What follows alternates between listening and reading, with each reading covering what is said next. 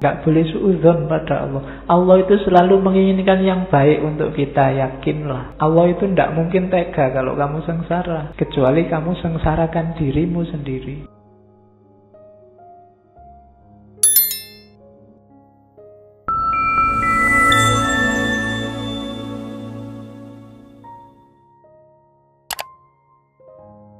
Oke, bismillah.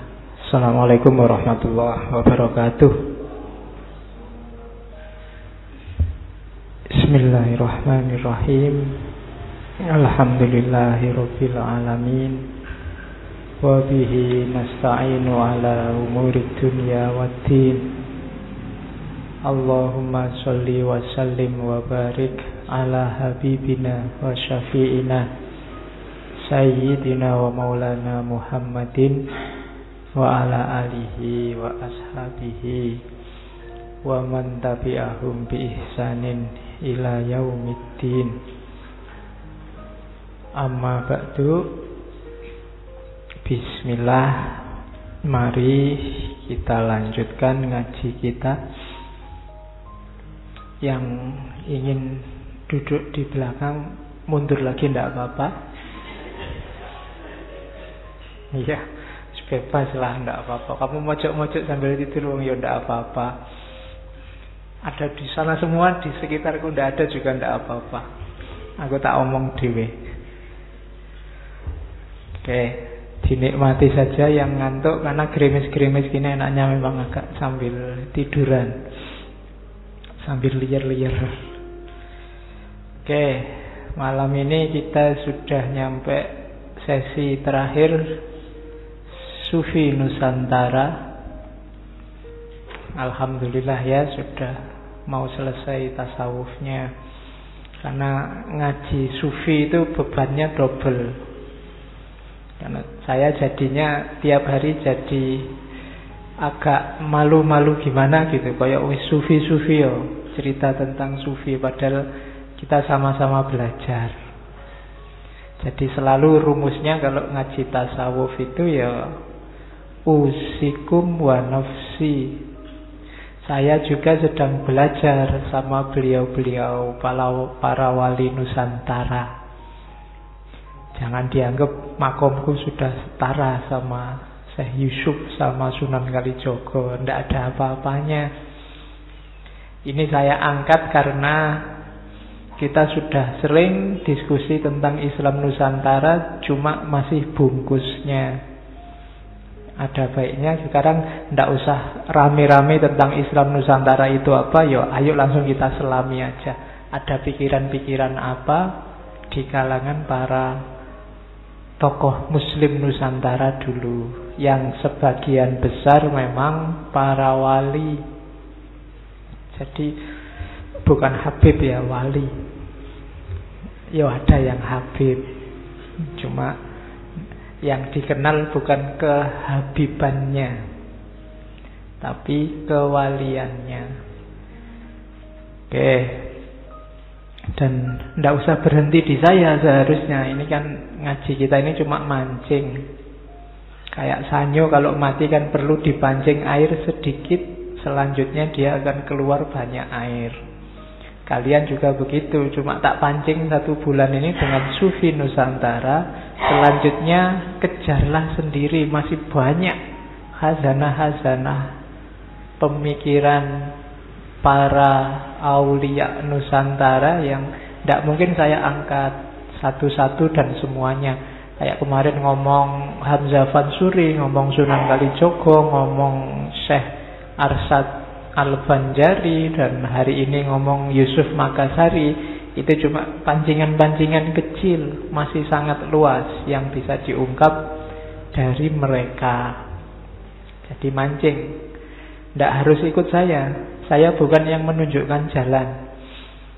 Paling banter saya menunjukkan kalau ada jalan. Jadi saya tidak menunjukkan di Jogja itu jalannya kayak gimana.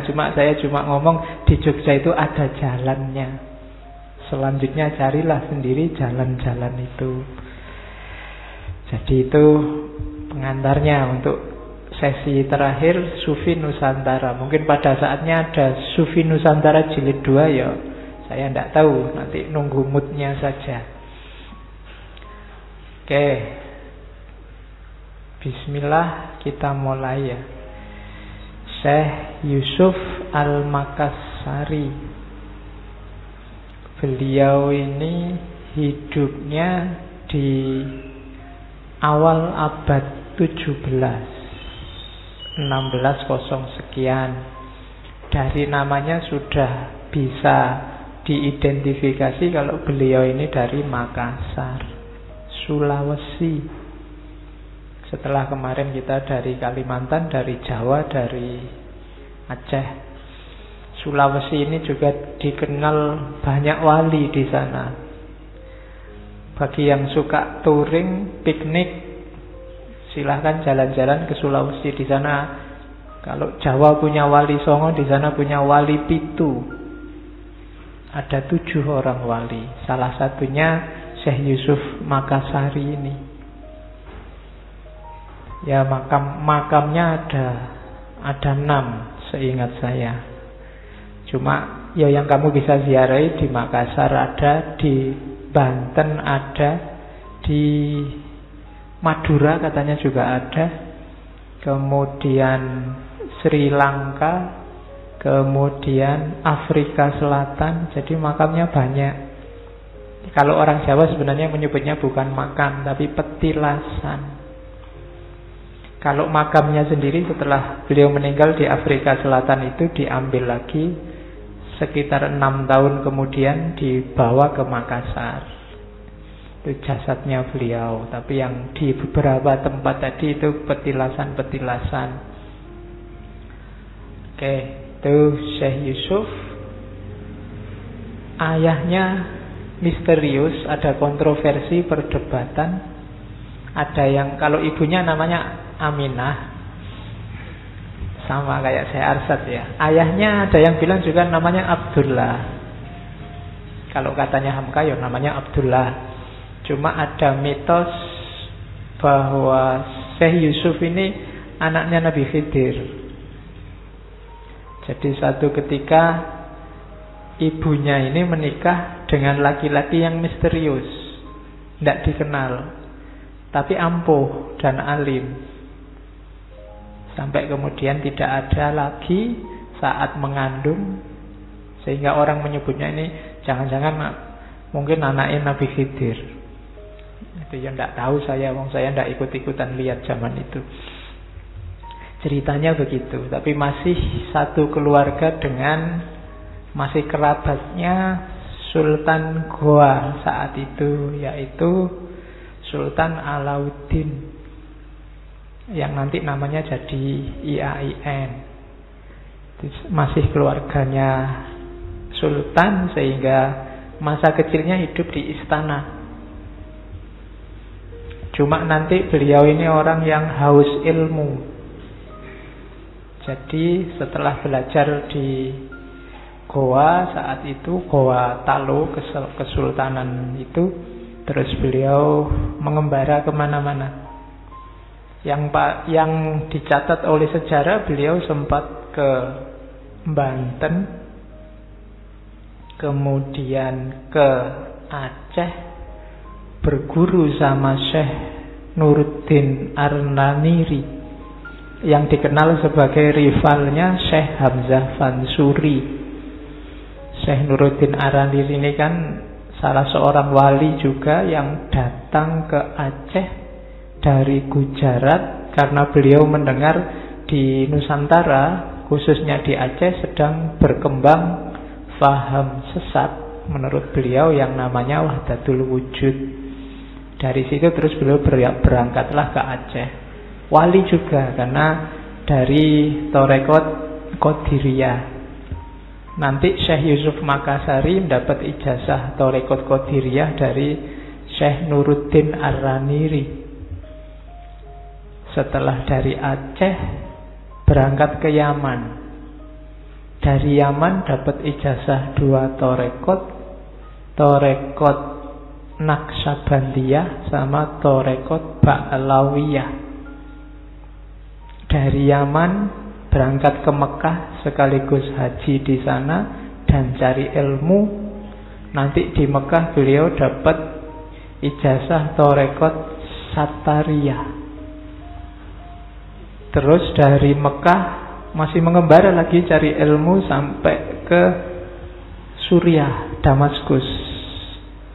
Dari sinilah nanti beliau dapat ijazah dari Torekot Kholwatiyah dari Syekh Ahmad bin Ayyub Kholwati.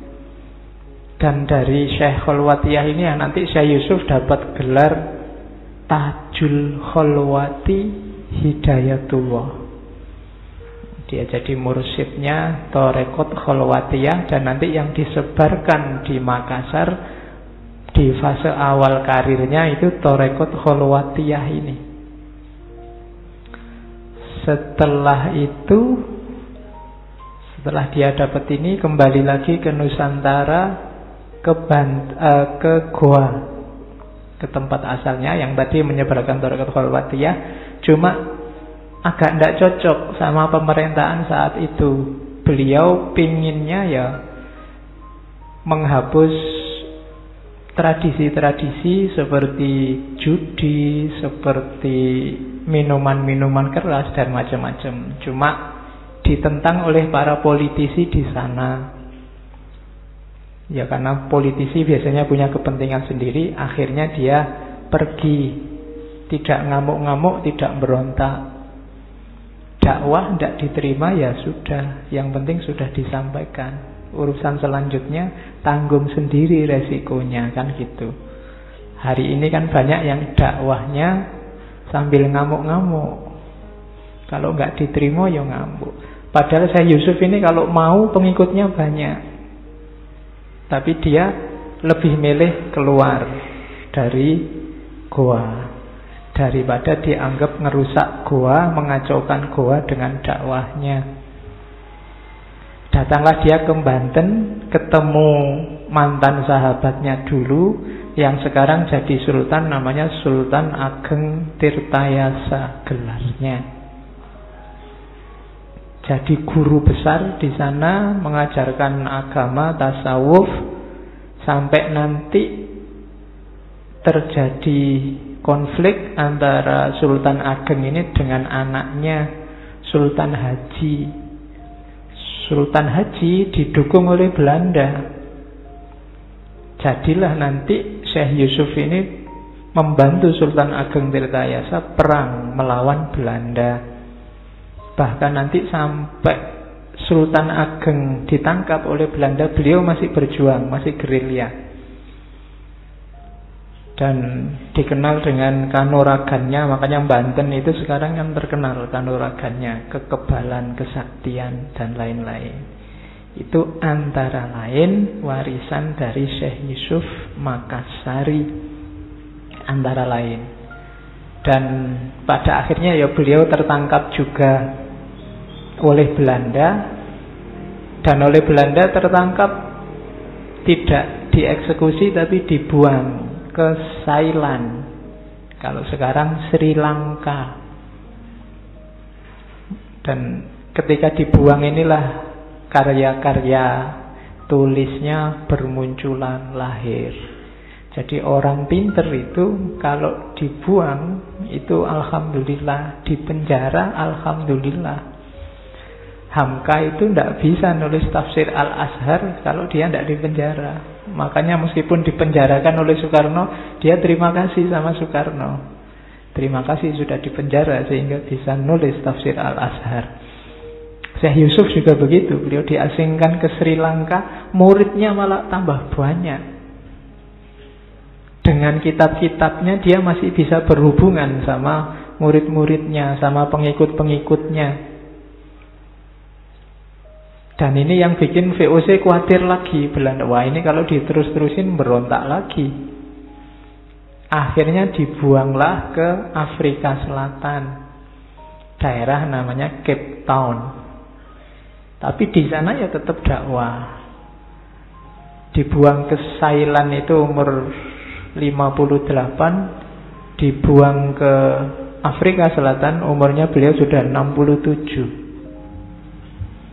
Cuma dia sukses luar biasa dengan dakwahnya, sehingga bahkan di sana jadi pahlawan nasional, jadi idolanya Nelson Mandela belakangan karena jasa-jasanya di Afrika Selatan.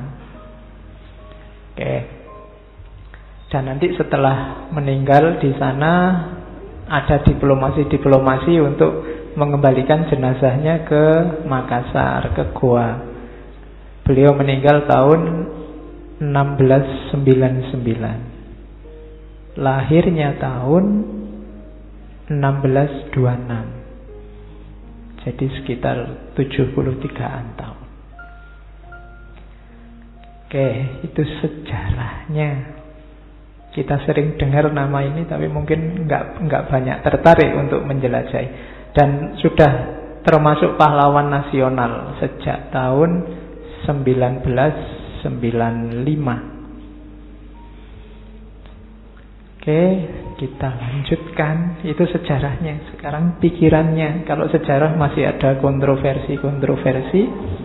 Sekarang kita bahas pikiran-pikiran beliau. Ya, ini karya-karyanya. Bagi yang suka dan ingin meneliti, tulisan-tulisan ini sebagian besar bisa kita akses. Teman-teman yang mengumpulkan naskah-naskah Nusantara sudah banyak yang dapat naskah ini. Malam ini kita ngambil beberapa dari yang saya tandai kuning itu, yang kebetulan PDF-nya bisa dicari oleh teman-teman. Yang pertama, saya nggak usah baca satu-satu ya, banyak.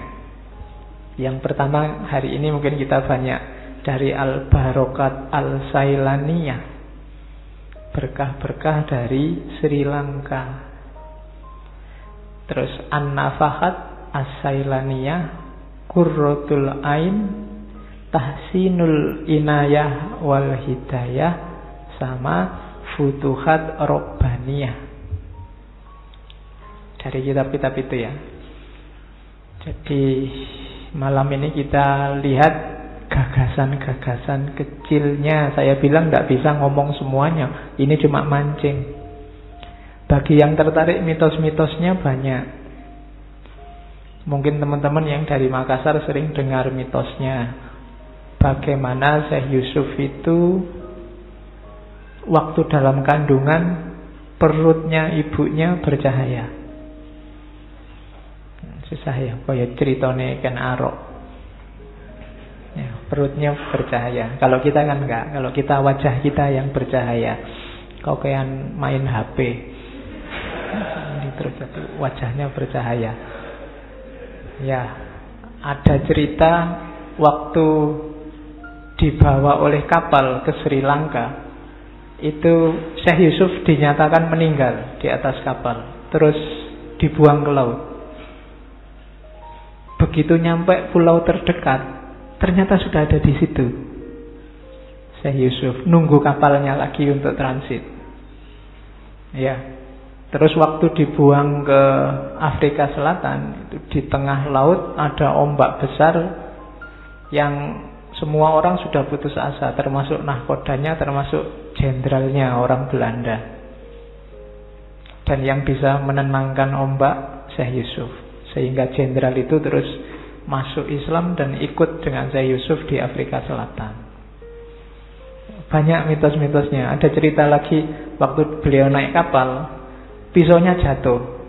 Terus ngambil ikan asin kering yang ada di kapal, dicemplungin, ikannya hidup, ngambil pisaunya, terus dibawa ke atas.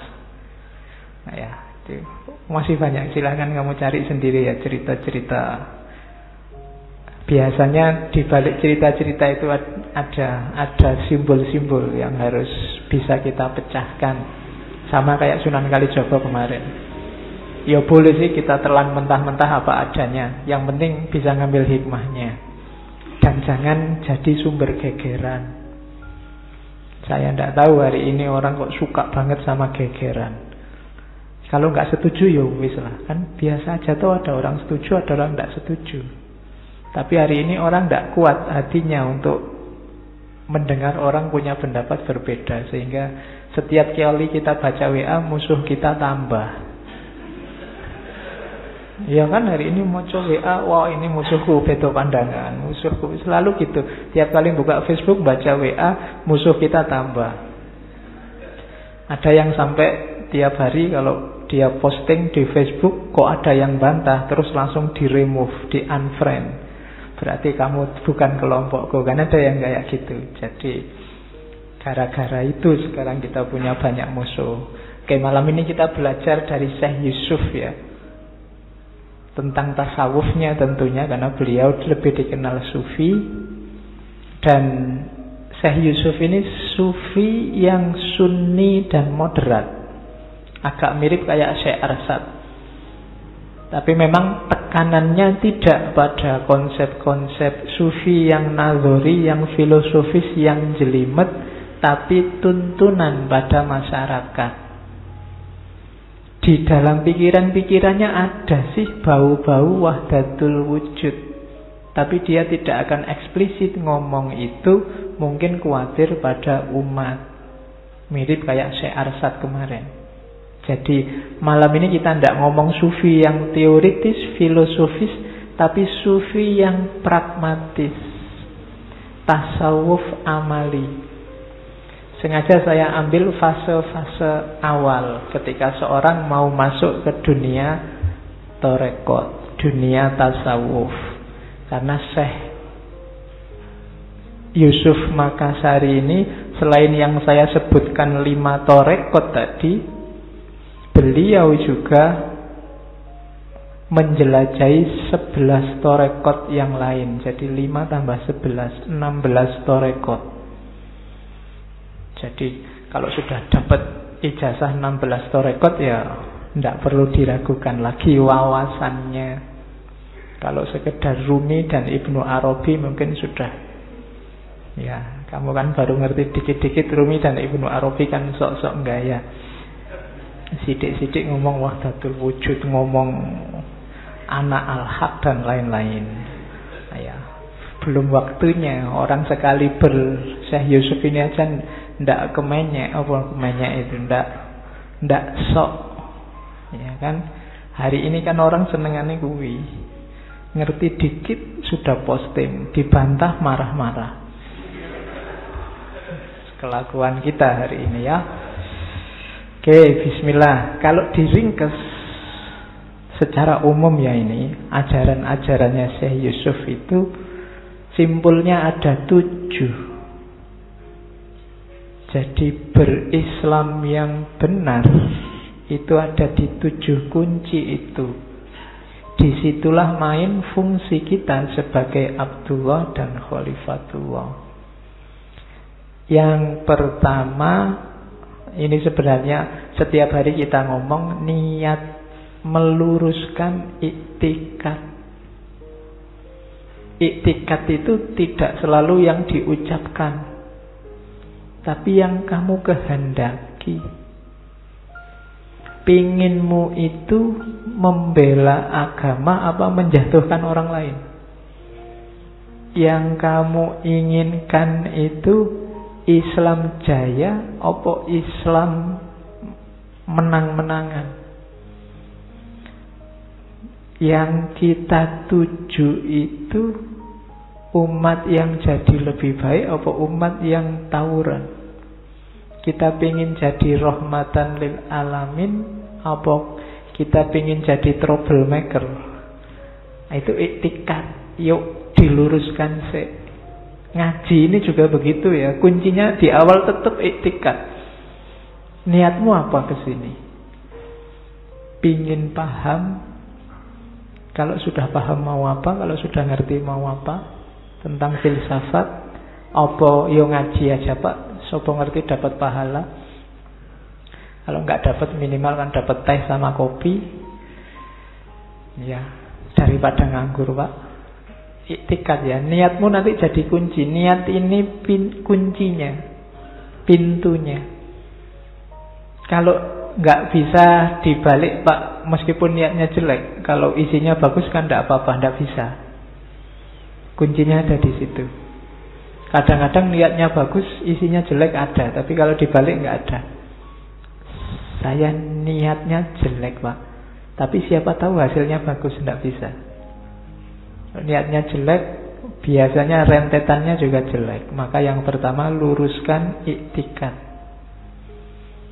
Yang kedua, harus lengkap syariat dan hakikat. Tidak boleh hakikat saja, tidak boleh syariat saja. Nanti ada penjelasannya banyak di belakang. Kalau hakikat saja jadi hantu, kalau syariat saja jadi robot. Tidak boleh salah satunya, harus dua-duanya. Yang ketiga, harmoni antara khauf dan roja. Itu rumusnya hidup. Rumusnya hidup itu harus ada khaufnya, harus ada rojaknya. Khauf itu takut pada Allah, roja itu penuh harapan. Tidak boleh khauf total. Kalau khauf total kita jadi orang yang putus asa. Tidak boleh juga rojak total. Kalau rojak total kita overestimate. Katanya Al-Quran, jangan merasa aman dari siksaannya Allah. Jadi harus balance. Jangan Allah dosa kecil aja, Allah itu rojak total, nggak boleh. Ya sopo ngerti gara-gara yang kecil itu terus Gusti Allah tersinggung, marah. Jangan. Khauf total juga jangan. Pesimis. Pak, saya itu sudah selesai, Pak. Sudah sholat males, belajar males, apa-apa males. Tidak mungkin baik, Pak. Saya sudah apa-apa lah, Pak. Tak terima masuk neraka. Tidak boleh. Selalu ada harapan. Tidak boleh khauf total. Tidak boleh juga rojak total. Khauf total itu zaman dulu saya kuliah, ini kayak perdebatan antara mahasiswa syariah sama mahasiswa usuluddin.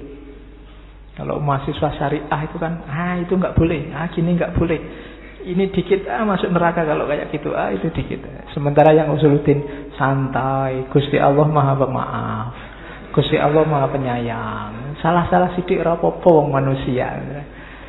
Itu, ya dua-duanya penting, cuma porsi sama proporsinya harus pas. Tidak boleh total khauf dan total rojak. Tidak boleh pesimis. Indonesia Islamnya sudah kayak gini, sebentar lagi rusak, sebentar lagi kacau, sebentar lagi mesti perang ini. Tidak boleh. Rojak total juga, rusak, kita rusak sekalian. Kalau Allah nggak menghendaki kan enggak. Tidak boleh. Jadi yo khauf yo rojak.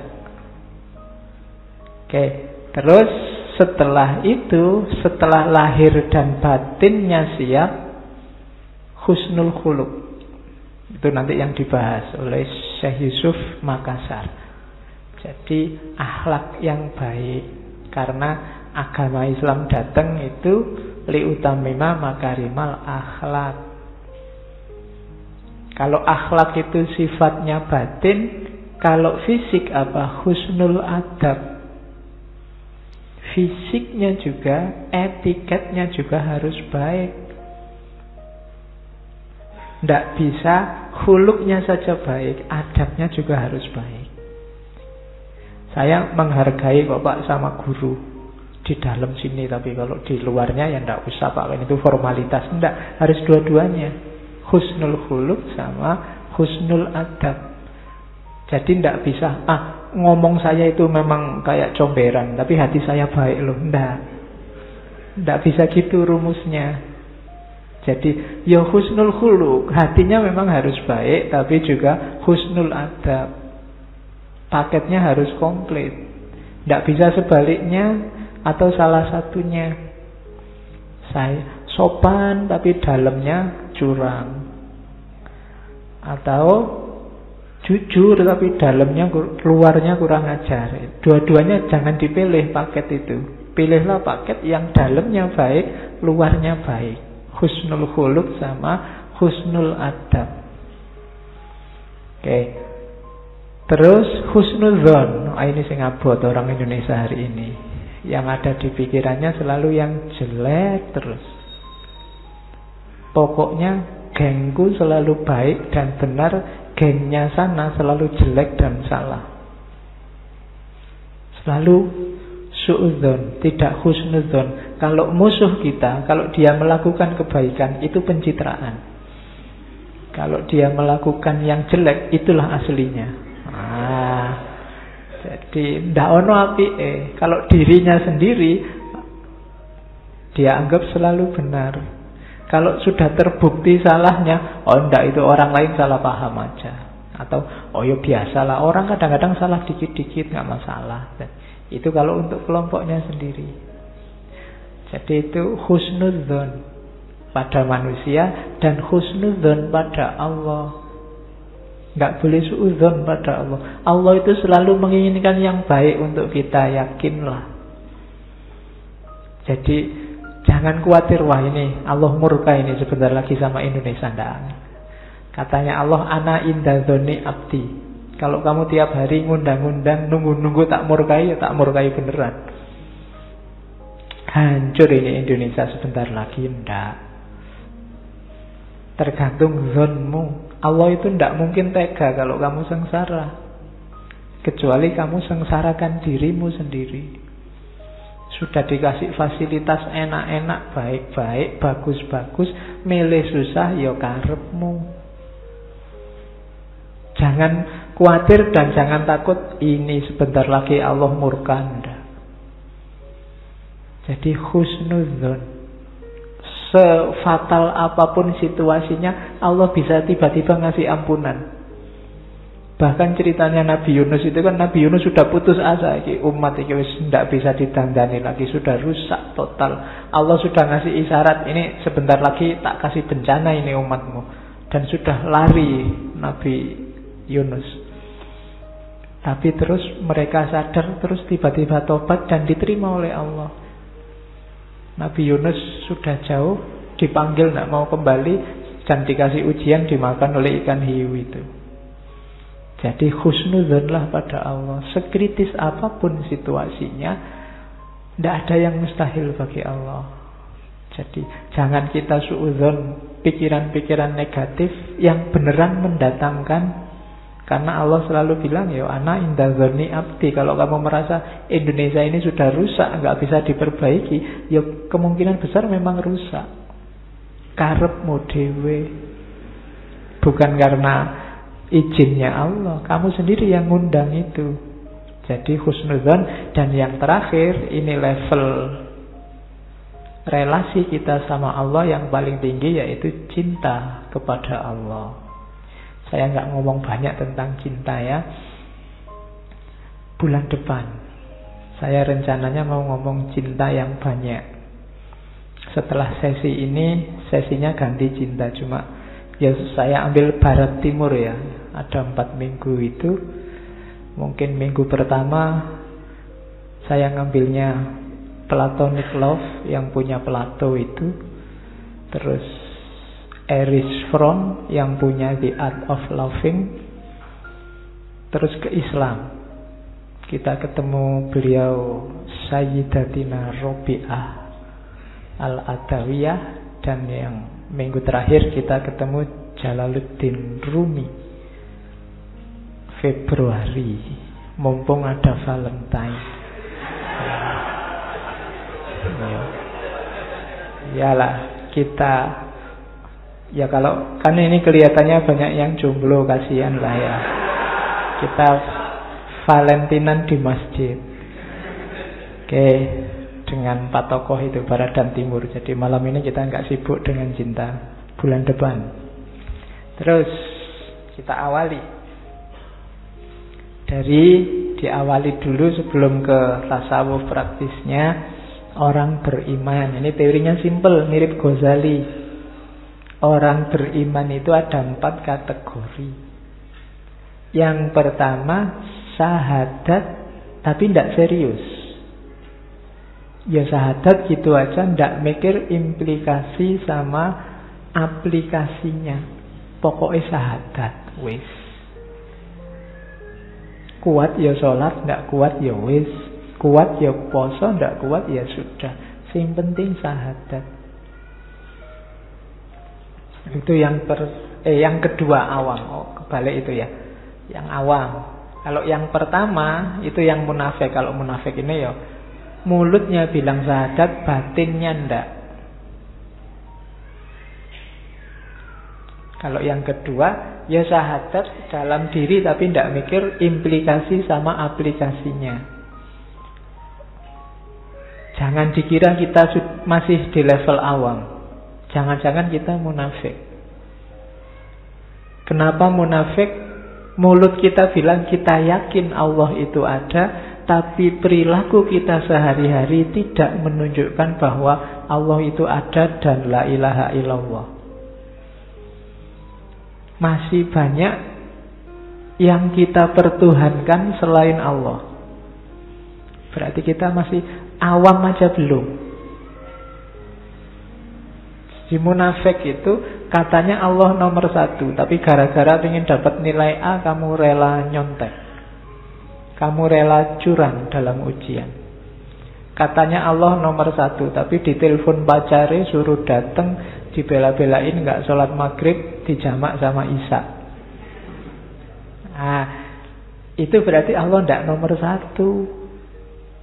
Demi pekerjaan, demi nonton bola, demi teman, demi pacar, banyak yang keinginannya Allah kamu langgar. Itu berarti Allah tidak nomor 1. Demi harta, demi uang, Allah nggak nomor 1. Bilangnya la ilaha illallah, tapi prakteknya ndak. Orang yang kayak gini bahkan awam saja belum, masih di level munafik. Hati-hati, jangan salah. Bahkan bisa jadi ajaranmu, organisasimu, kelompokmu jadi Tuhan yang melebihi Allah. Kamu juga bisa masuk ke level munafik. Pokoknya mati hidup demi kelompok ini, itu bodoh. Kamu tidak berani bilang kalau kelompokku ini menghalangi jalanku menuju Allah, menghalangi kedekatanku sama Allah, ya ndak. Sepenting apapun itu, nah, itu baru Allah nomor 1. Tapi kalau masih banyak yang menurutmu lebih penting dibandingkan Allah, apapun itu jenisnya, bisa orang, bisa ajaran, bisa kegiatan, bisa gagasan mungkin, maka Allah belum nomor 1. Bahkan awam saja belum. Kalau yang awam ini yakin pasti dan dalam hidupnya juga jalan. Terus yang ketiga, kelompok khawas. Kalau kelompok khawas ini tidak sekedar yakin, tapi juga siap menjalankan semua dampak, akibat, resiko, implikasi lahir batinnya. Berarti ini orang khawas. Tidak cuma lahirnya, tapi juga lahir dan batinnya. Ini orang-orang levelnya lebih tinggi dari bahasa awam, lebih tinggi daripada yang yakin terus sholat, yang yakin terus puasa. Sholat dan puasa itu kan lahir, implikasi lahirnya. Tapi orang khawas itu lahir dan batinnya jalan. Segala resiko dari pernyataan itu jalan. Itu namanya orang-orang khawas. Jadi khawas itu bilang I love you, memang jatuh cinta, dan tiap hari apel, kalau ulang tahun ya ngasih hadiah, kalau malam minggu ya say hello. Nah, itu khawas. Kalau yang awam itu ya bilang I love you dan hatinya memang jatuh cinta. Cuma kadang-kadang kalau disuruh apel males, disuruh jemput alasan dan seterusnya. Itu masih awam. Tapi kalau yang munafik itu bilang I love you, tapi sebenarnya enggak, itu basa-basi. Enggak ada cinta di dalamnya. Itu munafik. Dan yang paling tinggi adalah khawasul khawas. Kalau khawasul khawas, khosul khawas, itu sudah level segalanya tidak penting selain dirimu. Jadi yang ada di pikiran, yang ada di hati, tindakan sehari-hari hanya Allah saja. Inna lillahi wa inna ilaihi roji'un. Hidupnya menunjukkan bahwa dia berasal dari Allah, dan nanti kembali ke Allah. Kalau kalian sedang curang, sedang bohong, itu karakter Allahnya hilang. Tidak kelihatan kalau kamu itu sebenarnya dari Allah. Dan nanti menuju ke Allah. Jadi hidup yang innalillahi wa inna ilaihi raji'un itu hidup yang kelihatan. Orang ini kelihatan benar kalau dia hidupnya dari Allah dan untuk Allah. Jadi segala tindakan keji dan mungkar, kalau mulutmu masih bisa fahsya, bisa ngomong jelek, masih bisa maki-maki, belum mencirikan Allah, yang nanti kembali ke Allah. Masih bisa menyakiti yang lain, belum ada cirinya Allah. Harusnya hidup kita ada ciri Allahnya, karena kita lillahi wa ilaihi. Jadi makanya nanti Sunan Kalijogo, Syekh Siti Jenar punya konsep mati sebelum hidup. Mati sebelum hidup itu kan innalillahi wa inna ilaihi raji'un itu. Maka hidup kita harus coraknya corak Allah. Ya kan? Tidak mungkin lah koruptor itu coraknya Allah. Tidak mungkin yang curang itu coraknya Allah. Tidak mungkin yang marah-marah mukuli orang itu corak Allah. Jadi itu kategori orang beriman. Ada munafik, awam, khawas, khosul khawas, atau khawasul khawas. Nah, silahkan muhasabah sendiri, kamu ada di level mana? Sudahkah awam? Ternyata awam aja belum. Jangan-jangan munafik. Atau jangan-jangan munafik aja belum. Tidak jelas, munafik aja belum ya abot. Berarti saya Yusuf harus dikasih tahu itu, harusnya 5. Ada pra munafik.